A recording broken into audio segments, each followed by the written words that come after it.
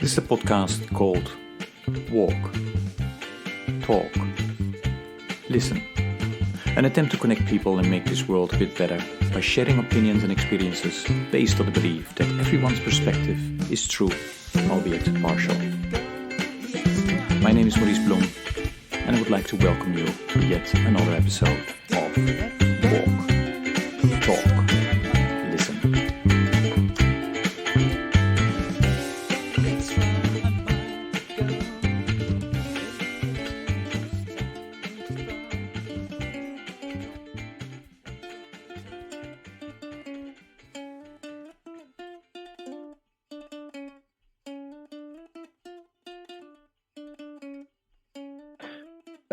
Good day, everybody. This is another episode of the podcast Walk, Talk, Listen.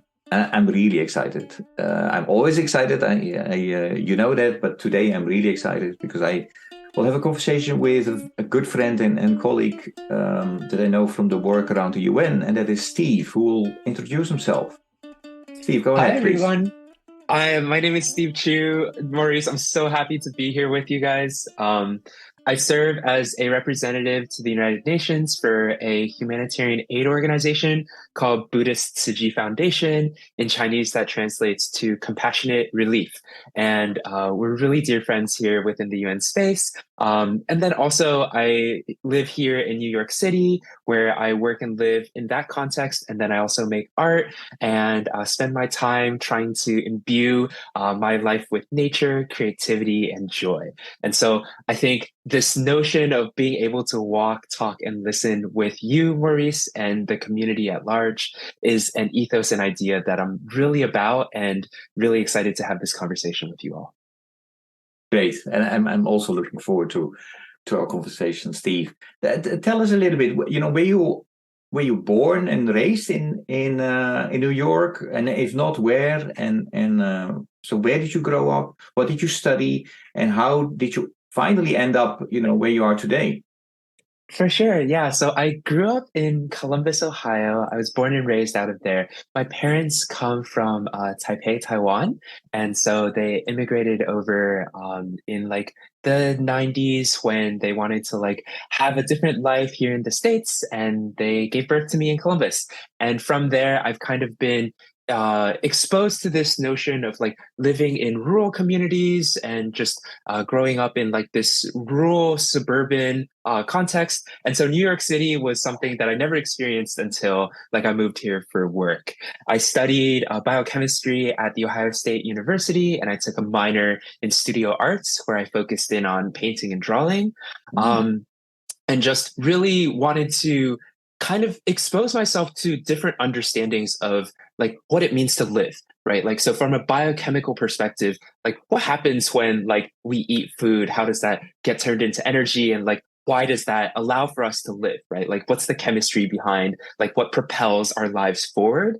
And kind of understanding like at a molecular level, why I exist. Right. And so like that was the existentialist in me. And then, but I felt that wasn't enough. Yeah. Right. Okay. And so similarly, going into like arts, it was the same thing, right? Like if life is like something that is created from like a molecular level, and like we have these like governing principles that kind of like ground the ways that our bodies work, and it still doesn't answer the question of like why do we live if life is like here, if I am here on this planet, like what do we do to give purpose and breathe like a higher understanding than just like I exist, right? And so I'm like, oh, there's beauty in life, there is creativity, there's joy to be found in this practice of creation and making, right? And so I wanted to tap into that. And so my college years were spent oscillating between these two sides of like science and arts, right? But those two still didn't really capture the full picture, right? And luckily, I had like this third wheel on this vehicle of Steve Chiu trying to understand life, which was faith and Buddhism, and recognizing that like these three vehicles kind of governed the way that I interacted with life and interpreted my world, Buddhism was this beautiful way for me to better understand like purpose of life, right? And for here, we really came to understand like the Four Noble Truths and the Eightfold Path, where we like from this context of Buddhism saw that like no matter the good, the bad, the beautiful, and the ugly, everything had this root of suffering attached to it because at some level life was impermanent, right? Like I could have this really beautiful and great experience, but if I was attached to this beautiful and great thing, I would still suffer because at some moment it would go away because of the impermanence of life, right? So when faced with this notion that all of these great and bad things in life are intrinsically impermanent and rooted in this notion of suffering, I wanted to relieve this suffering. And so I had to go down this way of being, which is to adhere to an eightfold path. Right. And that talks about right livelihood, right mindfulness, right actions, and this notion of like wanting to pattern my life in a way that reduces suffering and helps me awaken to like a more beautiful understanding of life. Right. And so those were like the three wheels of like Steve as a young person trying to understand life. So when I graduated college, I had this really interesting question that I had to ask myself, which is recognizing that I've been able to experience life through these three vehicles. How do I want to continue to live my life as a young professional? Where do I want to go and like pattern my actions in the daily life to like kind of seek purpose and fulfillment in a career? And so Tzu Chi Foundation was hiring for a program associate in New York City. And I jumped at the opportunity because I'm like, oh, this could fulfill all three of my like vehicles, right? Like it could give me a way to be exposed to the creativity here in New York City. I could give back to this organization that has taught me so much in the lens of Buddhism. And that at the same time, like deepen my understanding of like life by exposing myself to like all of these scientists that work at the UN, that work on food systems and the likes, right? And so I kind of dove headfirst into that almost 10 years ago and 10 have years been ago. working in this space ever since. Yeah. Just a quick question about the three spheres, which goes back to the Greek philosophers, right? Who looked at that as well. So did it come your interest sequential or all at the same time? We were going back and forth between the three. Yeah, I think I had this. It was like there were certain moments in my life that some sounds were louder than others, right? And so I felt that the patterning for me was more a timeline than it was all at once. And but at the same time, there were still inklings and hints of these actions and activities, right? So when I first entered college, I was very focused on this notion of like studying and understanding biochemistry. At the same time, I'd find myself like drawing on the side, right? Just as like a life interest, but not really like understanding that that had like a higher meaning, right? At the same time, I'd be volunteering with Tzu Chi and like serving my community just because that's something I cared about, right? But never like having that like awakened moment of like, this has a deeper purpose and meaning to me outside of just this is something that I like doing, right? And then upon hitting like this understanding and like endpoint to where I wanted to understand biochemistry and like finishing my major, right? I was left with like a year and a half worth of like study time that I was like, what do I want to do? And being confronted with this notion that this understanding alone is not enough, that poured me into the arts, right? And then the arts led me into this question of like a higher understanding of life and into faith and into knowing that like life itself cannot just be material alone, but that we have to have a notion of spirituality. We have to honor and recognize that which is immaterial and cannot be seen. And that kind of like governs the way that we live our lives.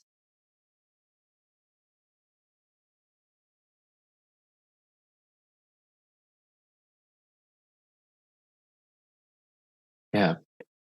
And so you're saying that already 10 years you're now with the foundation. So it's providing you with everything you're searching for, or how's that going? Yeah, I think it's working for Tzu Chi is such a beautiful Hmm. thing. I think, especially the way in which I'm able to engage with both the foundation and the world writ large. So, Tell the because, listeners exactly what you do, because I know it a little bit, but yeah, let's inform the listeners. What is your job? for sure. So I serve as a representative to the United Nations for Hmm. Buddhist Tzu Chi Foundation.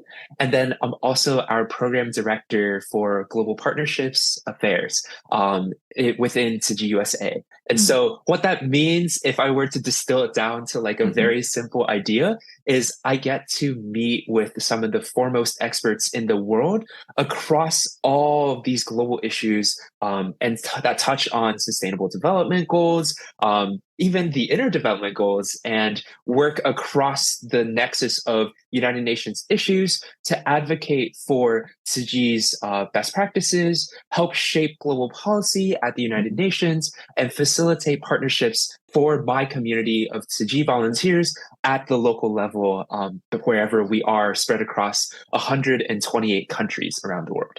And so Okay. all that to say that like Hmm. this job allows for me to meet with so many people, right? And so whereas I think in a traditional 9 to 5 job where we simply see employment as just a means of receiving a paycheck to continue our lives and like to fuel our lives so we can do the things that we care about, I Hmm. think I found myself in a really lucky opportunity where I'm able to pursue something that I care deeply about while still having like a really fulfilling livelihood and being able to access this diverse diaspora that exists outside of my own known community. Yeah. Okay. You. I would like to go back to what you mentioned, that your work on the Sustainable Development Goals. So that's something that I try to discuss with my guests, because I would like my listeners to really know about the Sustainable Development Goals. Well, it's your part of the job that you're doing. So my question to you is, what do you want the listeners to know about the Sustainable Development Goals, and why it's important? Is it Yeah. making a difference? Mm.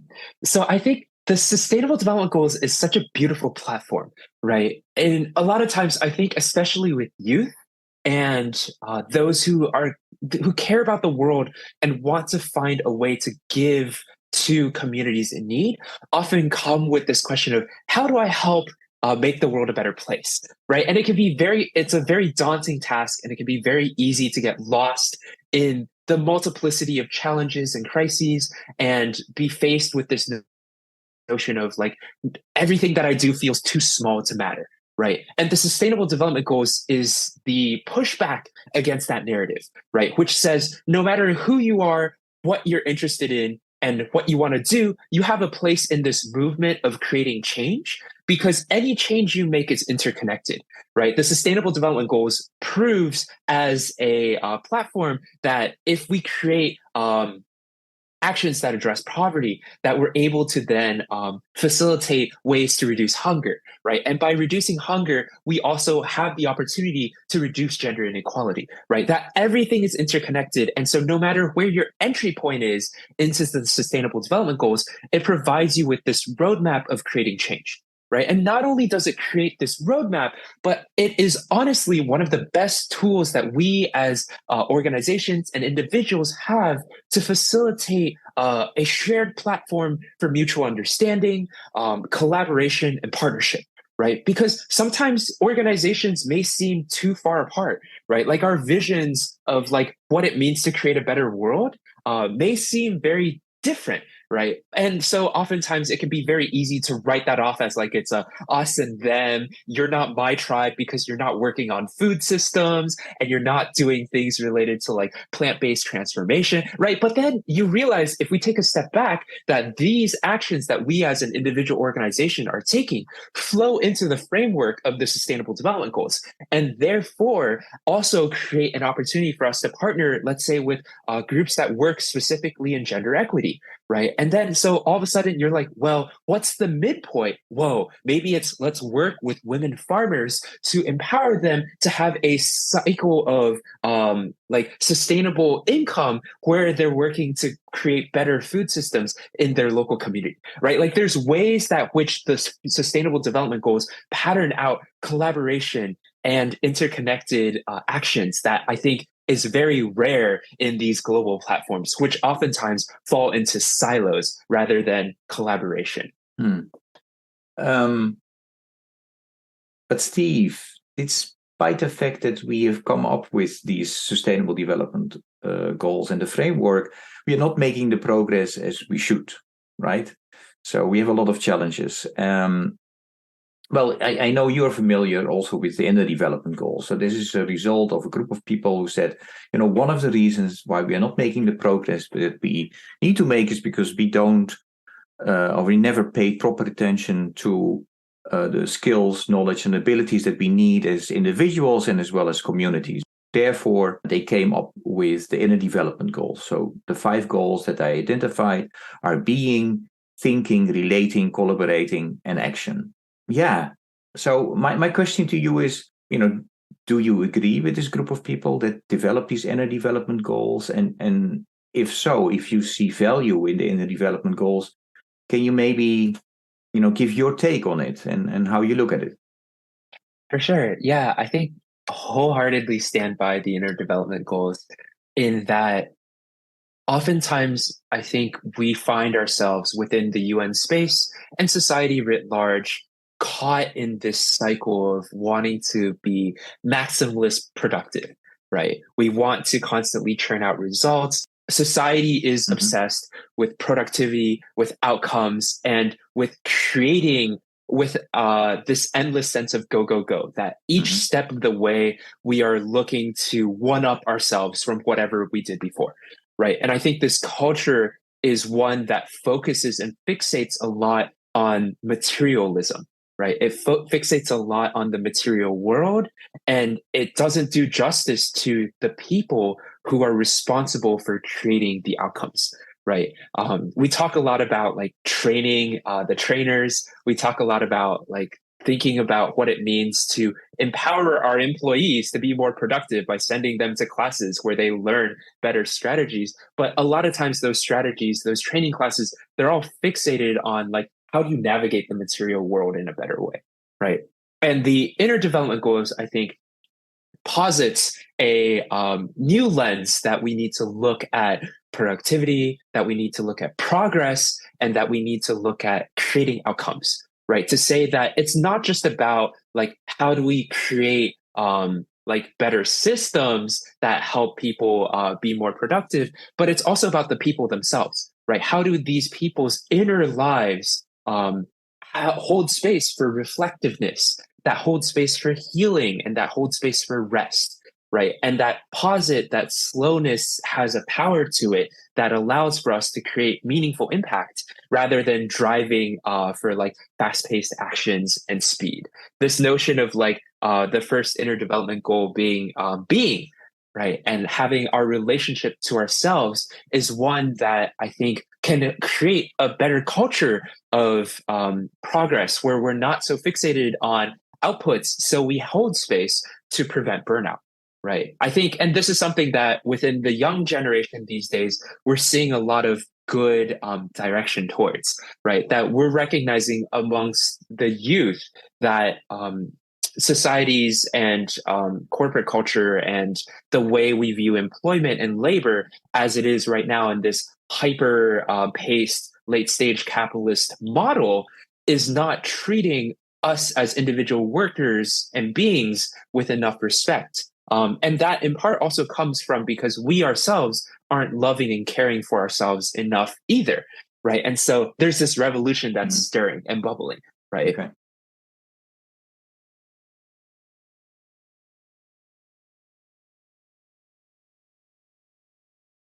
So how do you work on that yourself, for yourself? And how do you work on that together with your teammates and your colleagues? And maybe you have staff even. Yeah, staff definitely. I think Oh, I love this question so much. So I work within the UN context to promote values and this vision of interconnected sustainability, where it's not just about like our ability to help care for individuals who need our aid, but empower them, right? And then not only through empowering them through like giving them like material frameworks that allow for them to be trained to learn how to like grow their own food and like have their own like financing structures, but then also to empower these individuals through like their faith and spiritual lens, right? No matter what faith traditions they come from, how can we better strengthen them to tap into these notions so that they can have a deeper sense of purpose, an awakening of sorts where they're able to marry their spiritual lives with their material lives. Right. And so as an individual, this is something, or as an organization, this is something that we do within the UN context. Right. But as an individual serving this organization, I too need my sense of nourishment, my sense of rest, my sense of pace of life, recognizing that I am also wrapped up in the machine of hyper productivity, of endless meetings, of endless emails and Zoom calls, right? Like, how do I, as an individual, also model this? I love that question, right? And I think my answer for you, Maurice, is art, right? Art is the salvation to this endless desire to constantly want to produce and be productive within the UN sphere, right? It's through creativity that I'm able to slow myself down and listen to my inner voice. And see that reflected on the paper, right? Like, I don't have to like what I create today. I don't have to like what I create ever, right? But I have to like this process of sitting with myself and witnessing what is created on the page, and then asking myself, whoa, like, is this where I want to be with my life? Is this what I'm creating? Is this like something that I'm really excited about? Right. So when life is good for me, when I know I'm working at a healthy pace of life, and I know that the things that I'm doing are purposeful and meaningful, my creative check-ins with myself are beautiful, right? They're things that I resonate deeply with. They're creatures and visuals that I feel bring joy and spark a sense of like discovery, right? Like I feel like recently I've been making really cute art. So I'll just quickly pull up a little drawing for you that I think just like brings so much joy to me, right? Because it's like really beautiful colors. Describe it, Steve, for a second, because this is a podcast, so we can't show it. Oh, for sure. Yeah.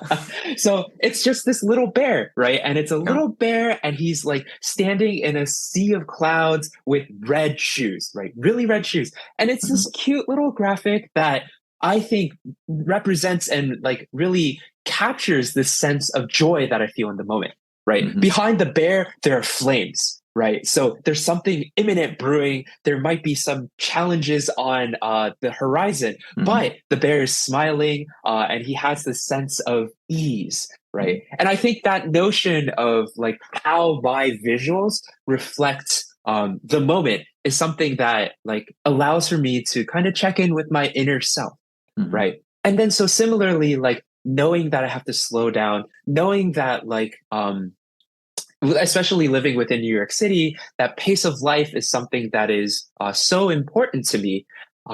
Last year, I took up biking as like my passion and hobby and a way of commuting around the city, right? And so rather than taking a hour train ride into the city, I bike for an hour and 15 minutes, right? And it's that much little bit slower. But what I found is that like in engaging with a different mode of transportation, engaging with micromobility, I've been able to gain this deeper connection to my community, to the natural world around me. I see the shifts in weather. I'm more attuned to the people that are like coming and going because I see regulars, right? Like I bike with some people that are like flowing in the same direction with me every other day, right? And this notion of in exchanging our speed of life to become slower, we're able to gain things, right? And those things that we gain oftentimes are immaterial, right? It's this deeper sense of like community. It's this sense of connectivity with nature. And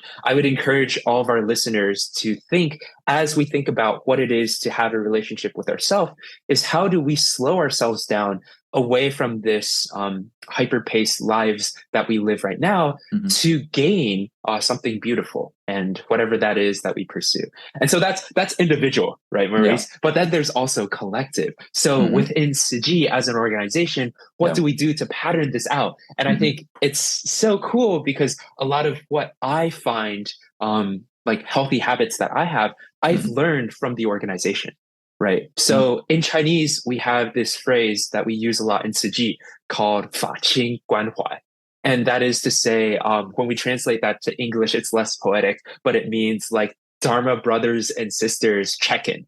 Right. And this notion is one that applies throughout our community, whether you're a volunteer, a staff, or a simple community member who's here to hang out with us, or an aid recipient. We're all considered like part of this sangha, or the community of individuals that consist of the organization that we're part of, right? And so as a part of this check-in process that we have, it is to say that each and every person who is part of this organization is deserving of time, energy, and care from their community members. It doesn't matter how busy you are, we need to build in time for this individual to check in with the community, be loved and cared by the community, and have the community understand what their needs are, right? So we need to ask for help, right? I'm busy this month organizing these sessions that are framed around sustainability.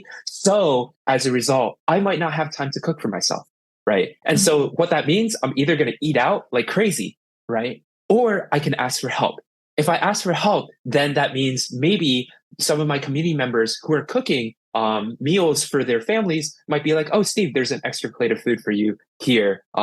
Just come by for dinner, right? And then knowing that that is there, that allows for my support system to then support me in my time of need, right? Which then means I'm able to do the things that I do and need to do in a way that is more at ease, more calming, and less anxious about like, where am I going to find food? Do I have to eat out? Eating out isn't healthy. What does this mean for my long-term health, right? Like none of those questions exist because I know I have this community that I can check in with, and that is checking in with me, right? Sometimes asking for help is hard, right? So what does that mean? That means anytime we have staff and volunteers that are assigned to projects, we have volunteers and our other community members and other staff that are self-motivatedly checking in with this individual and saying, what do you need right now, right? Like what will help you succeed and what can we do to help, right? And so what that means as a model and for our listeners is asking this question of, am I in this space of privilege right now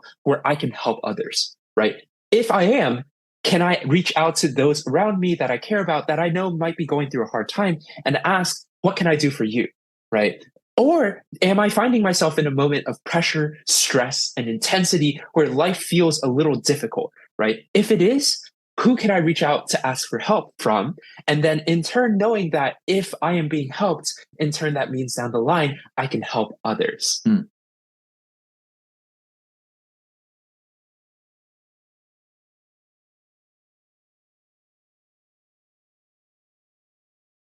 No, thanks for that, Steve.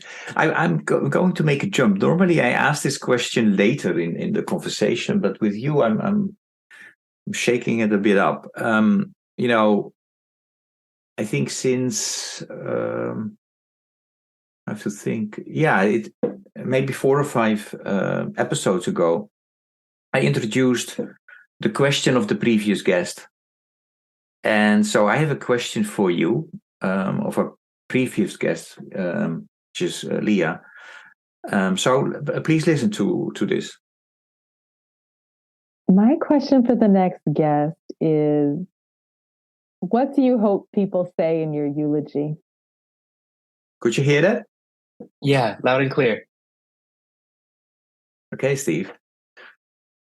I think it's hard for me to think about like what others would say, but I know or maybe let me put it this way. I know at some point I will die. And knowing that I've tried to pattern the life that I live, knowing that today could be my last day. And so in 2016, I got into this car crash where I was crossing the street and this car ran a light, ran into me, sent me to the hospital. I was laying in the hospital and I was looking back at my life and I was very like at ease. I was like, it's been a very good life. I know I've lived to my life's purpose and I don't have any regrets. So first and foremost, at my eulogy, I would want to like have someone read out, "Hello, my name is Steve Chiu. I'm reading this from beyond the grave. I've lived a life with no regrets. Thank you so much." Right? Like that notion that like I hope that by the time I reach the end of my life, I can still say that. Because to this day, right now, I can confidently say that I've lived a life with no regrets. Not in the sense that like I've achieved everything that I wanted to do and like life has been good to me, but rather that like the way that I've lived my life, the way that I've approached life itself has been modeled in a way that aligns with my values, that I've taken actions that I think have helped my community grow. And so for what other people would say, I hope that at my eulogy, those around me that are celebrating my life would say that being around Steve made me feel more creative, more joyful, and saw hope in the world that I live in, and inspired me to create systems for my community that will last beyond my own life in a way that Steve did for his, right? And this notion of like a lasting impact is something that I hope people can take away from my own life. That in being able to witness my way of being, whether that's through my art making, my advocacy, or simply by like having tea with me, that they're fueled with this sense of hope, drive to create change, and confidence that they have the ability to make the world a better place in whatever way they can.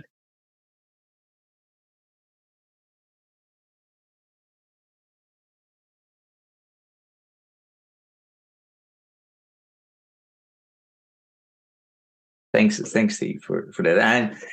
And I know you a little bit, and I'm sure there will be somebody that have a beautiful speech about you with this particular a message. So, a question for the next guest. I would love to know what our next guest is doing to break the cycles of business as usual.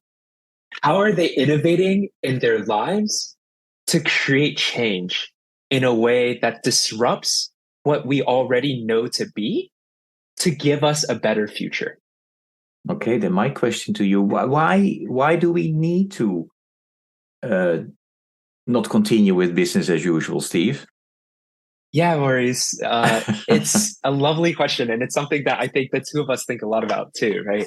But business as usual right now is exploitative, it's extractive.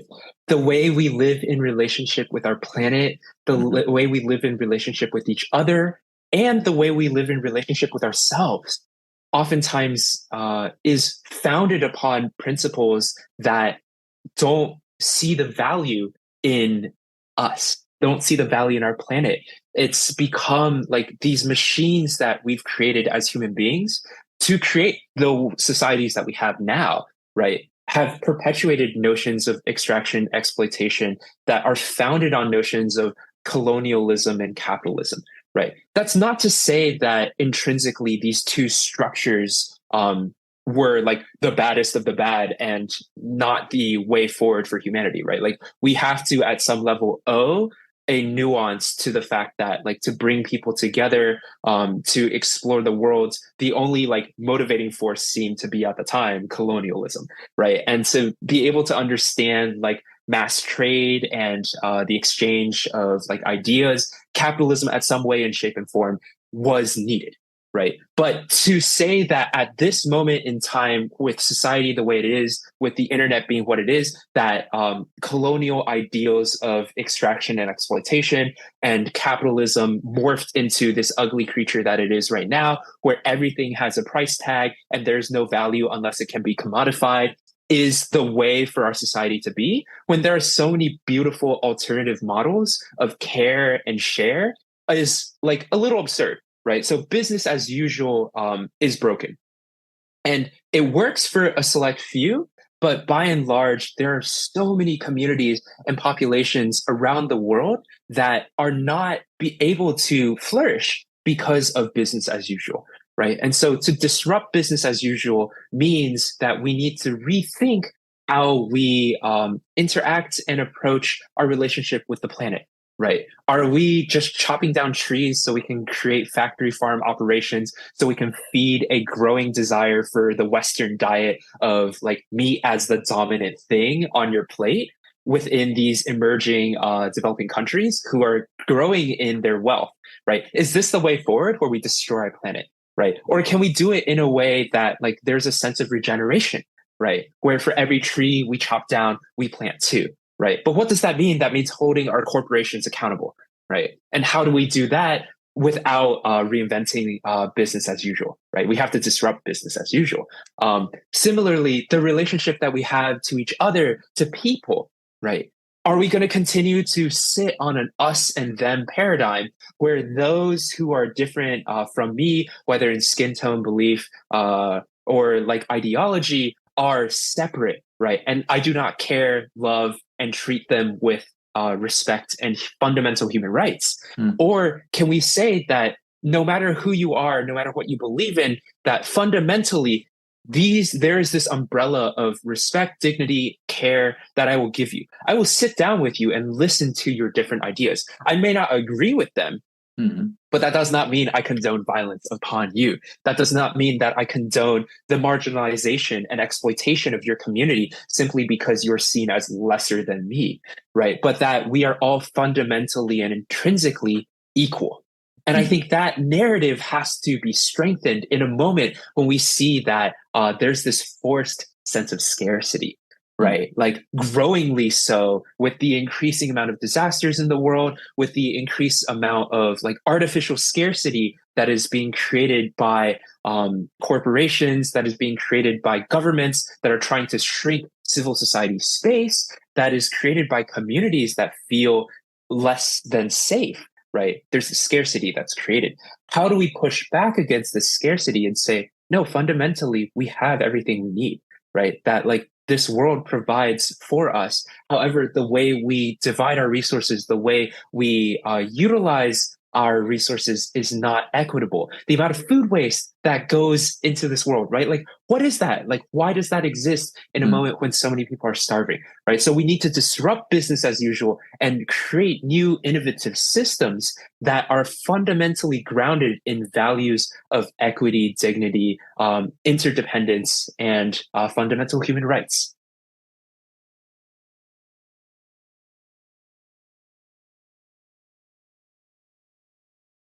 So that's a lot to put our shoulders under and to work on. Where do you still see hope? Yeah, I think it's a lot to do, right? Like it's a big ask. Like, how do you create change in a moment where there are so many oppressive systems, right? Like, how do you create change in a system that does not want to change, right? And so I think before I answer that, I'll first make a tangent just to say that I think one of our larger challenges right now as society is this hyperfixation on individualism, right? And so as individuals, it's very difficult to see hope, right? Because what can I as one person alone do, right? I'm already having a difficult time getting by as is, right? Like I can pay my bills, but like, can I save money? Like, can I afford to buy a house in the future? Can I afford to have a family? I think these narratives are very customary to like the young people of this age, right? Like, how can I continue to make money and like get a better job so that I can be able to like have a better life in the future? Like, these are very real and tangible things. But what this forgets is that we are fixated only on the individual, right?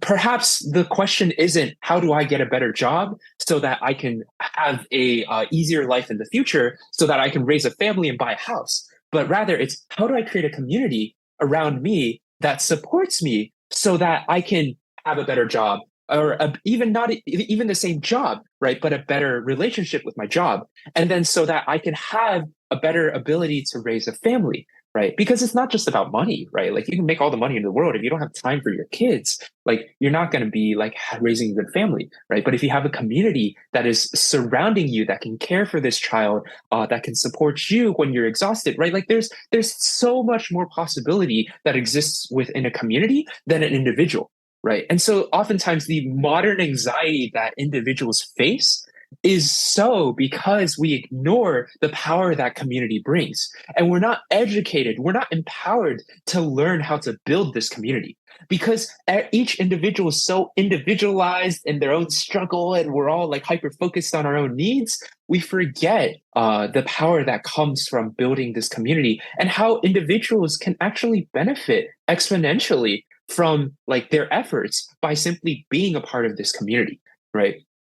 But community requires sacrifice, right? Community requires commitment. And those are things that within a narrative of individualism, or you ask like, why do I want that? Right. And so for us to create hope is to create community. And the oftentimes we talk about like, what's the sell? Right? Like sell me on an idea. Like why go through the hardship of creating a community of individuals who may have different opinions if like I could just be perfectly happy by myself. There's no drama living by my own individual self, right? Like I don't have to manage the emotions and expectations of other people. I could just kind of get by, right? But the sell is this, right? By creating a flourishing and healthy community around you, not only do you have access to an exponential amount of resourcing that like is immaterial, right? The amount of like emotional comfort that you can get by being around people in your community, the amount of like knowledge and insights and networks that you're able to tap into, the amount of resources that are just sitting there waiting to be used, but they don't know how to use it because they don't have a common purpose, a common goal, right? All of these things are just waiting to be activated, right? And all it requires for us to do is say that there is something greater than my own self-interest in this moment that I can put my effort towards and begin to build that community.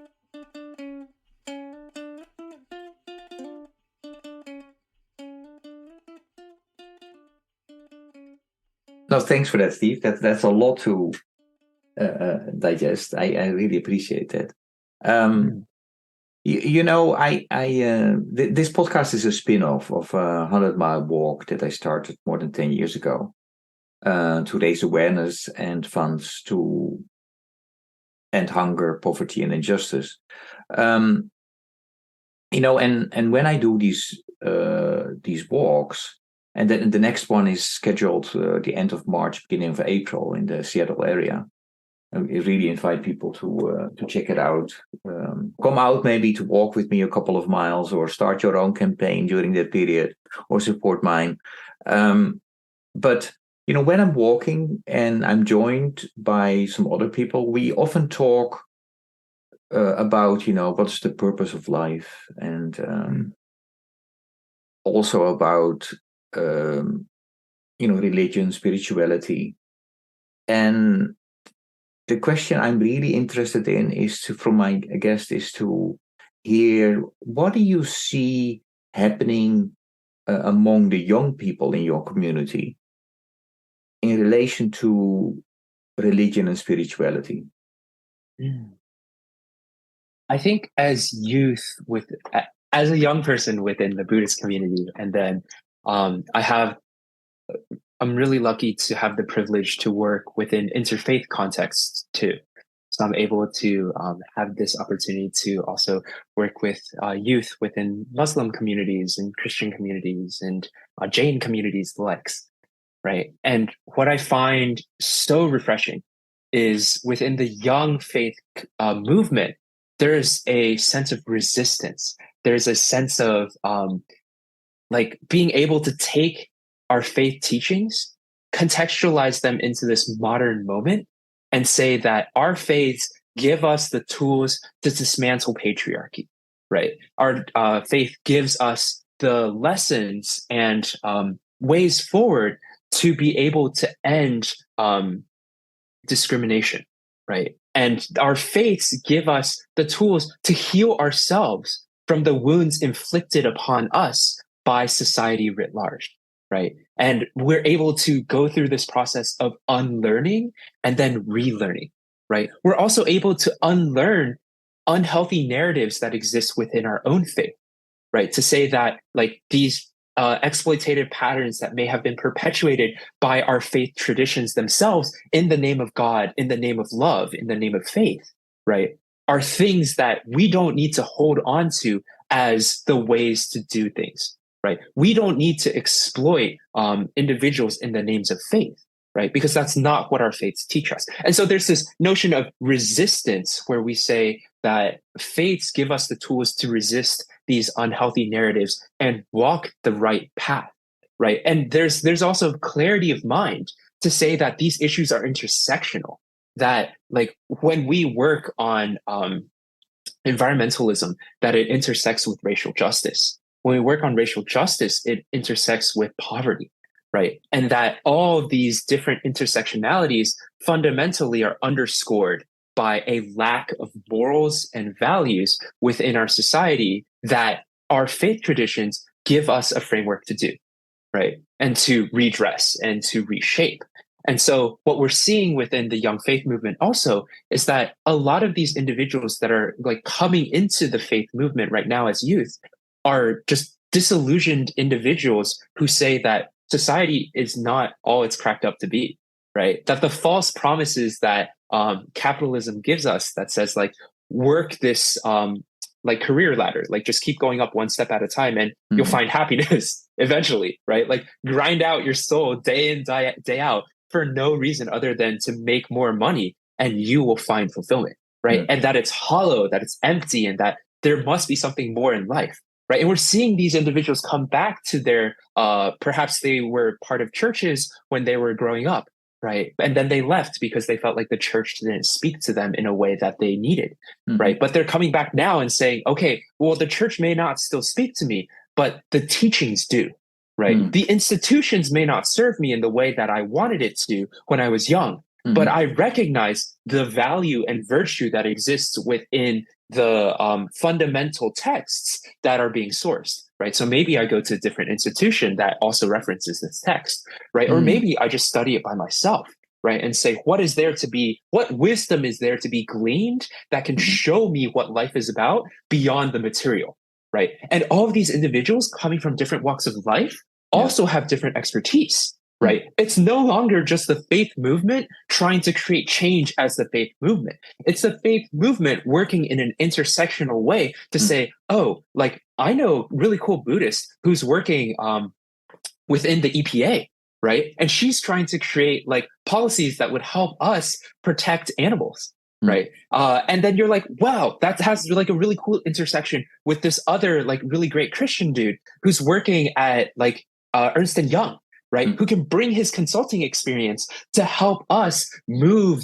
through these different patterns of bureaucracy and dismantle that, right? And then you're like, all of a sudden we're working in these intersectional ways that extend beyond the faith community itself. But the reason we're able to come together as community is because we have this shared set of values, right? Similar to how like the sustainable development goals and the inner development goals create these frameworks for collaboration. I think faith values is something that allows for us to create collaboration in an interfaith way.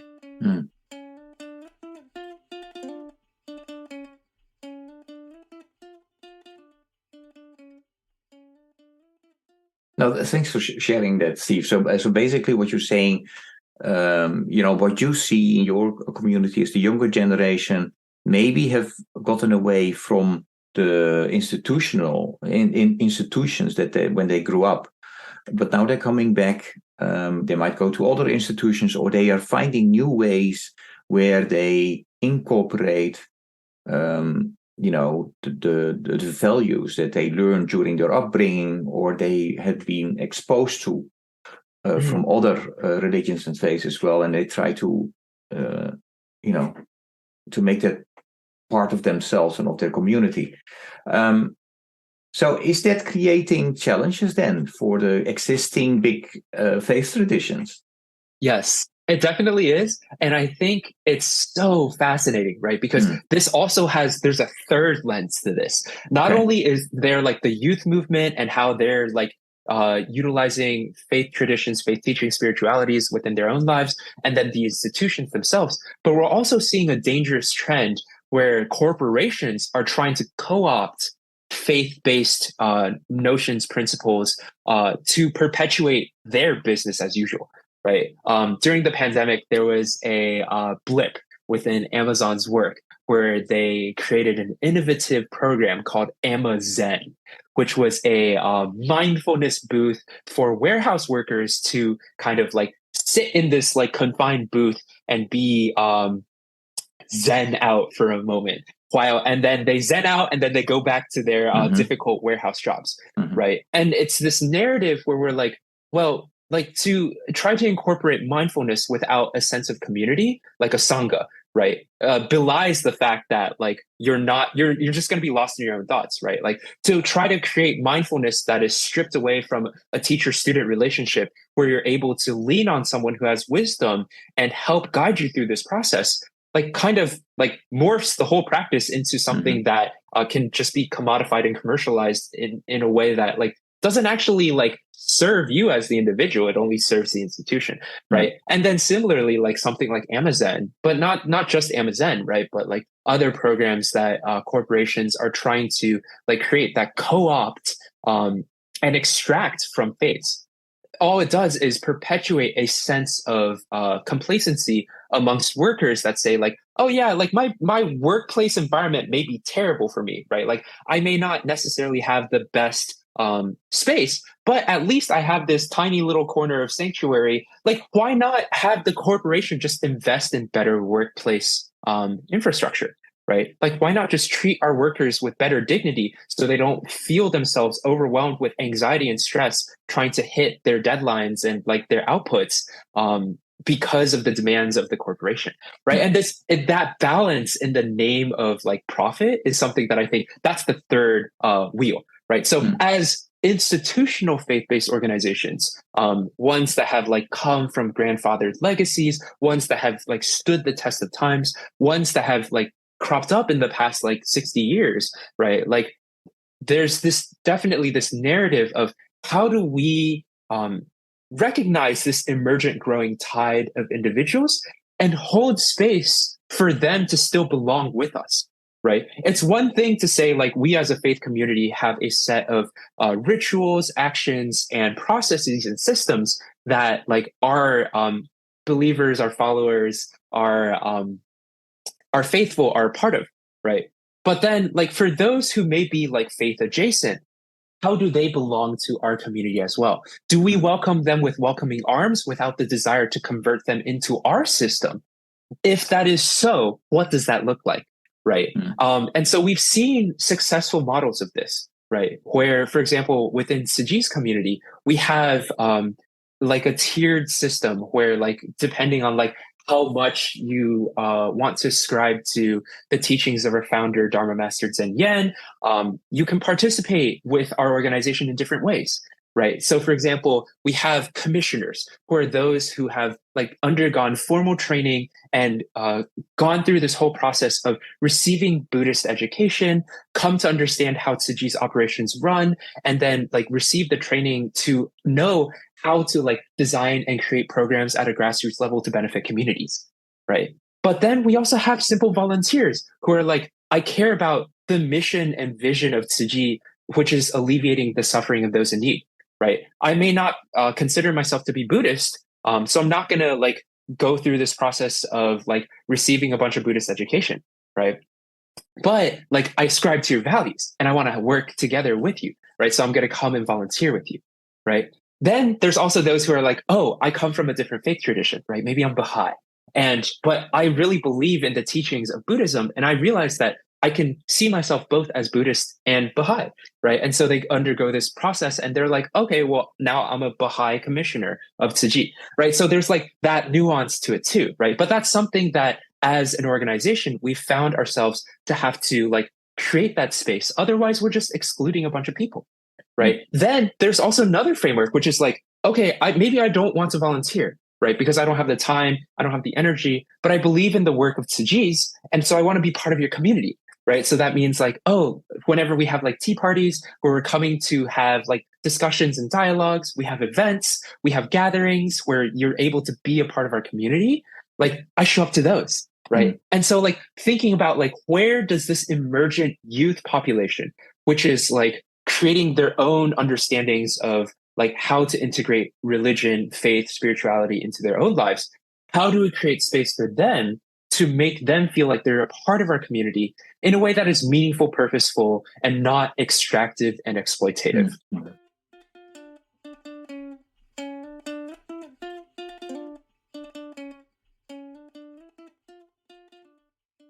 I'm going to accelerate, asking you a couple of questions, and then if you can try to, come up with some quick answers. Sure. So within this, what you just described, where is Steve? Where are you? Yeah. Are you, sure. Are you picking and choosing some of the Buddhist things with and mixing it, or where are you? Yeah, so I'm a certified commissioner of Tzu Chi Foundation. So I've gone through like the whole training track. I've been with Tzu Chi for 23 years. So like consider myself Buddhist by culture and then also by faith.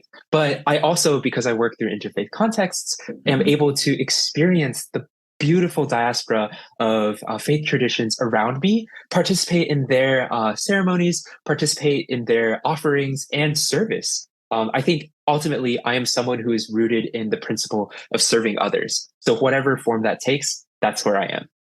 If I ask you to mention a piece of music or a song that embodies best or for a big part what you are about, which song or piece of music would that be and why? So I have a song.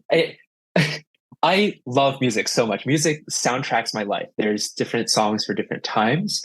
And like I had such a difficult time thinking about this question when you sent it to me earlier, because I was like, how can I find one song that encapsulates everything that I'm about and like in a way that like kind of like universally grasp at this umbrella? And then it sent me into this existential spiral of like, who am I and like, what do I want from life and all of that. But I found a song, Maurice, and I love it. I hope you link it to our audience. It's called Unconditional I, and it's by Arcade Fire.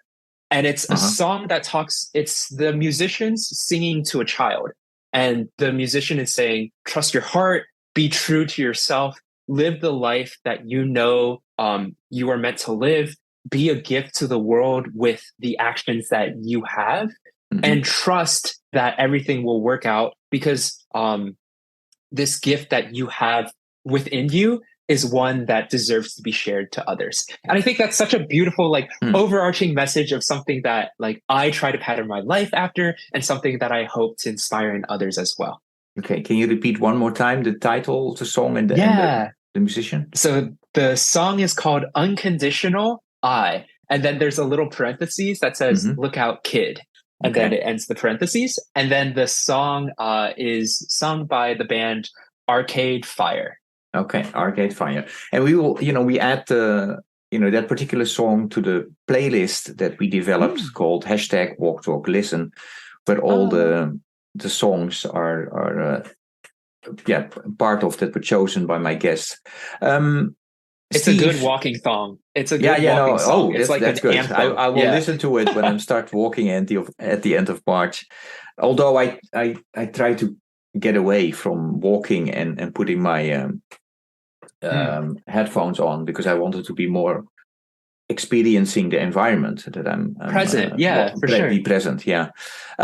Hey, Steve Hartman of CBS has a program. It's either online or on television. I don't know exactly, but he's collecting simple acts of kindness because he really believes it can create a ripple effect. 2 questions for you about that, about the simple act of kindness.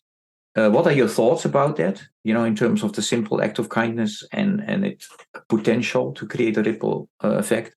And second, if I ask you right now to come up with a simple act of kindness, what would you do? So I think my eternal act is joy.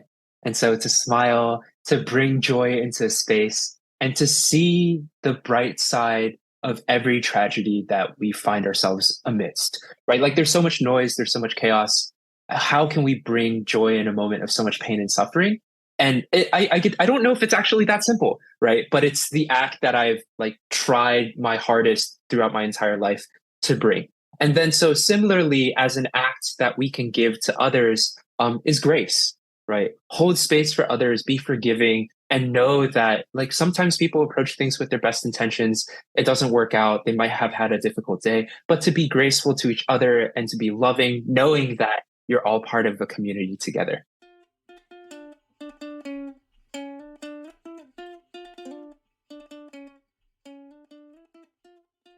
If I ask you to come up with a message or an invitation or a question for the listeners, what would that be? Yeah, I love this conversation so much, and I wish we had like another 3 hours to chat.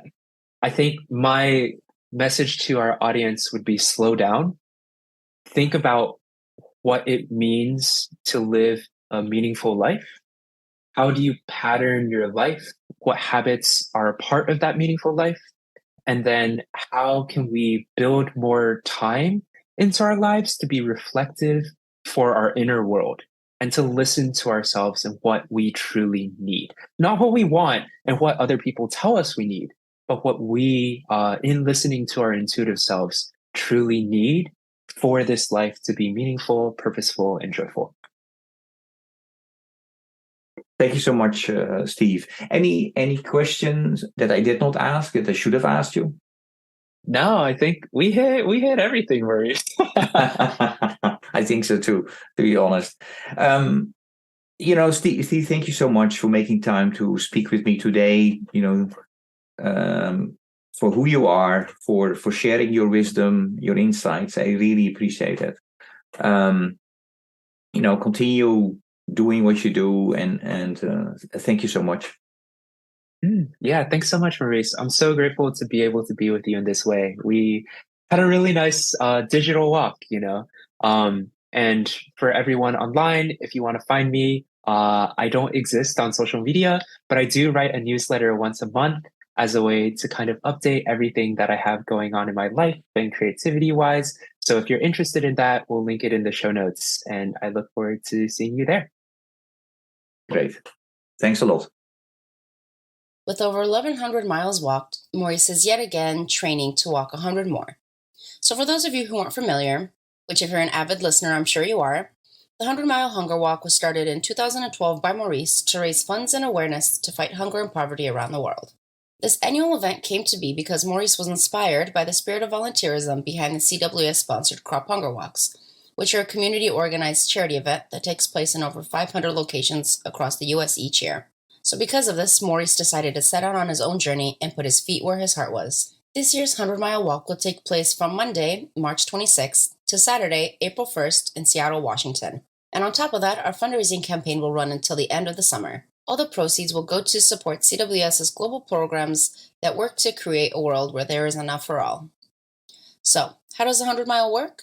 Well, each year, Bloom walks 100 miles through CWS and crop communities and spends his time meeting with our crop volunteer teams, with beneficiaries, with local community members, political officials, students, artists, and other like-minded individuals, like yourself, who work to support their community, end hunger, and promote a healthy and nutritious lifestyle. This year's theme is centered around the inner development goals. The idea behind these is that we must first unlock and grow our inner capacity, skills, and abilities to fully materialize humanitarian transformation. These IDGs are guiding principles that help us achieve our goals as we work with local communities here in the U.S., as well as in the 60-plus countries that we work in, to help end hunger and poverty while building healthy communities through increased nutritious lifestyles, especially for children. So what are some ways that you can get involved? Well, for those in the Seattle area, you can come out and walk with us for a mile, maybe 2, or you can see how long you last. But don't worry, you can always come out and just say hi, meet with Maurice, have a chat, and then send him on his way. So on top of that, another easy way to get involved is to make a donation. Participants are also able to start their own fundraising page to continue their efforts by reaching out to their own communities to get involved as well. So to make a donation or start your own fundraising page, click the link. Well, of course, you're wondering where. go to the podcast notes and click in the links. In other exciting news, this year Maurice has been chosen to be an ambassador for Knox Gear. Knox Gear is a brand company who makes safety and visibility gear for people and their pets who love to walk, run, play sports, or anyone who lives an active or outdoor lifestyle. And yes, you're right. Also, this link can be found in the podcast notes. When the link is used to make any Knox Gear purchase, 10% of the total purchase will be donated back to support CWS hunger and nutrition programs. So for anybody interested in joining us, getting more involved, or simply just wanting to stay connected, you can send us an email at innovationhub@cwsglobal.org. You're right. You can find the link again in the podcast notes. And don't forget to follow us on Facebook and Instagram. And of course, if you haven't already, become a Walk, Talk, Listen subscriber. So let's get walking together. And don't forget to #go the extra 100 mile.